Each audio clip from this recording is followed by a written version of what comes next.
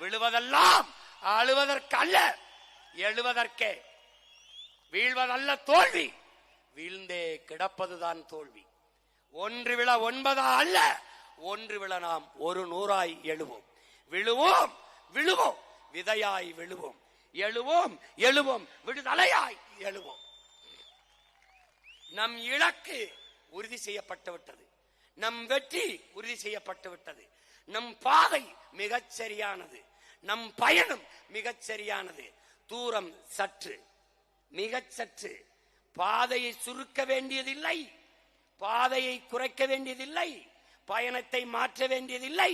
மாறாக என் உடன் பிறந்தவனே, நம் கால்களை உறுதி செய்வோமடா. நம் கால்களை உறுதி செய்து களத்திலே பயணிப்போம்.